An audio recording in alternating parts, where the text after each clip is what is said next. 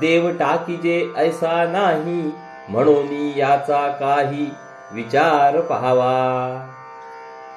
देव बनवता येण्यासारखा नाही, तसेच तो टाकून देता येईल असा देखील नाही, म्हणून यावर काही विचार करणे जरूर आहे.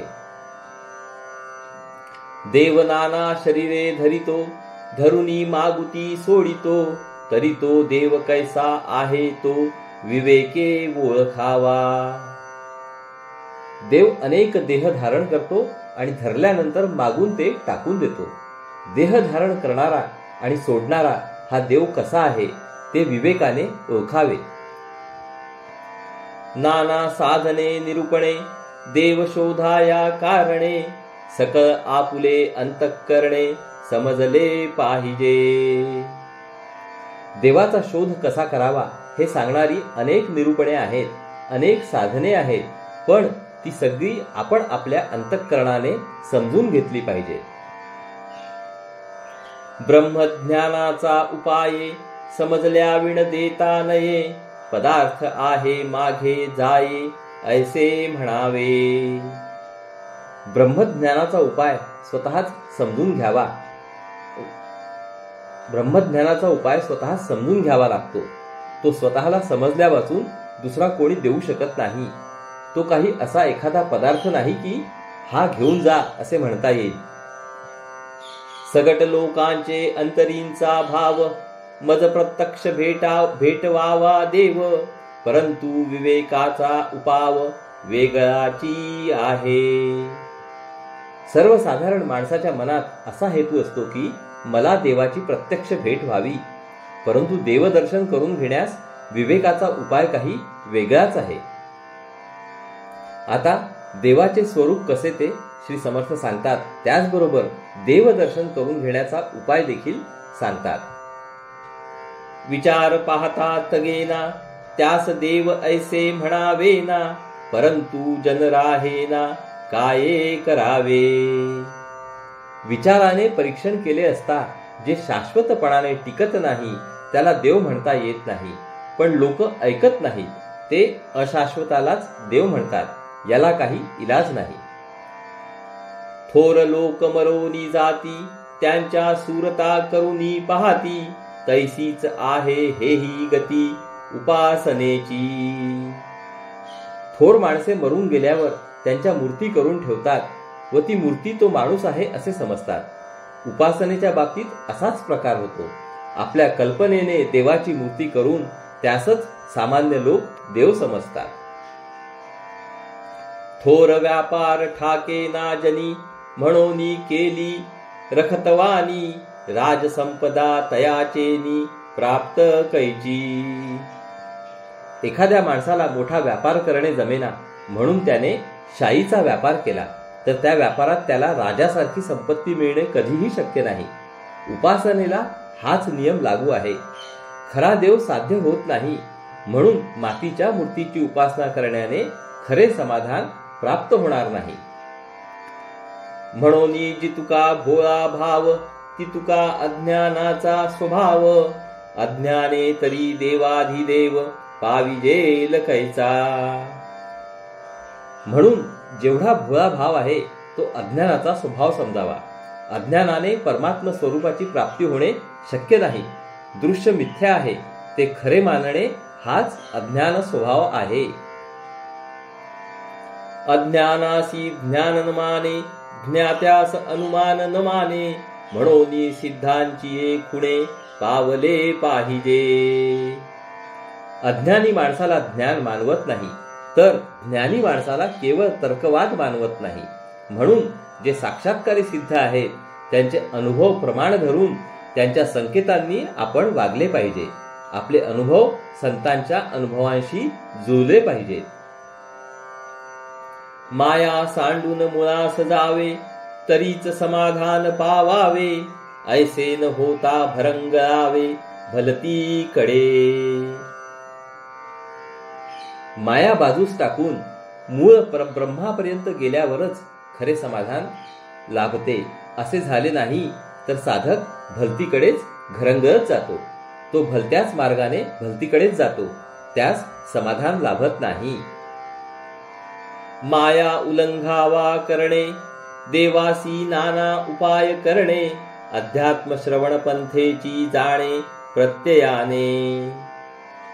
मायेचे उल्लंघन करता यावे म्हणून भगवंताने साधनेचे अनेक प्रकार निर्माण करून ठेवले आहेत. परंतु त्या सर्व प्रकारात श्रवण मनन अर्थात अध्यात्माचे ही सर्वश्रेष्ठ साधना आहे. साधकाने श्रवण मनन करीत स्वतः अनुभव घेत पुढे पुढे जावे.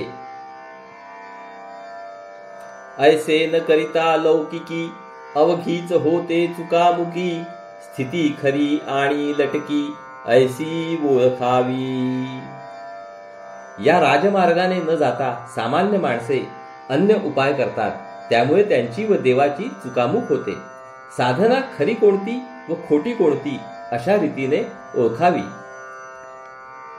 खोट्याचे वाटे जाऊ नये, खोट्याची संगती धरू नये, खोटे संग्रही करू नये काही एक.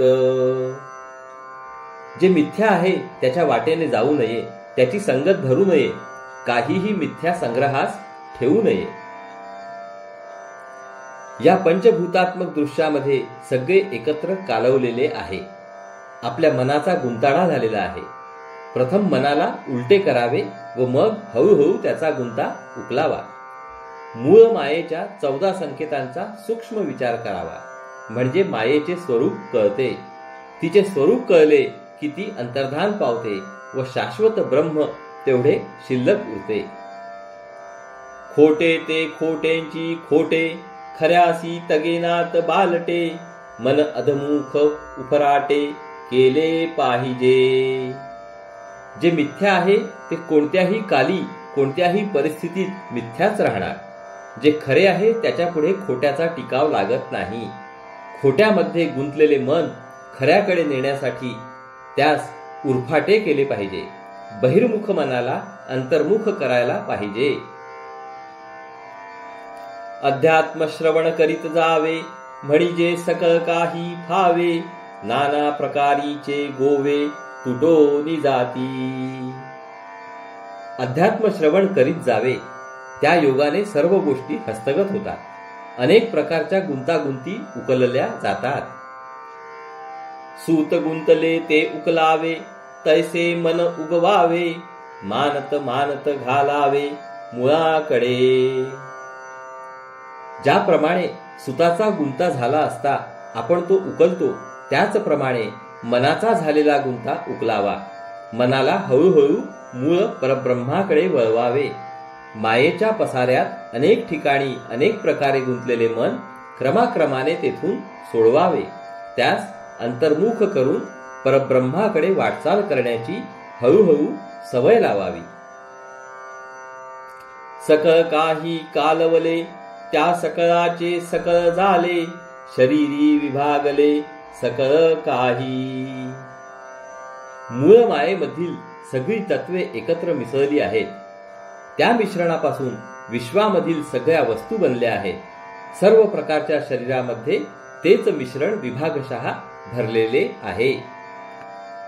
काय ते येथेची पहावे, कैसे ते येथेची शोधावे, सूक्ष्माची 14 नावे येथेची समजावी. हे मिश्रण कोणत्या तत्वांचे बनले आहे व ते कसे बनले हे या मानव देहातच शोधावे. सूक्ष्माची जी 14 नावे आहेत ती येथेच समजून घ्यावी.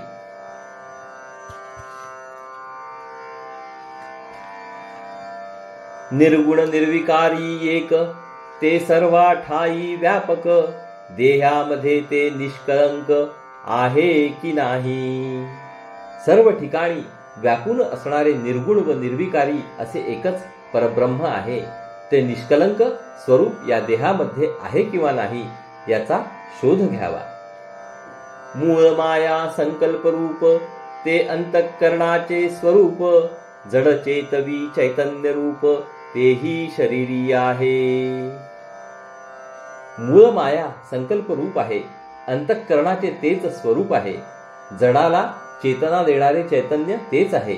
संकल्प, अंतःकरण व चैतन्य तिन्ही या शरीरातच आहेत. ज्या अवस्थेत गुण समान असतात ती गुणसाम्य अवस्था होय.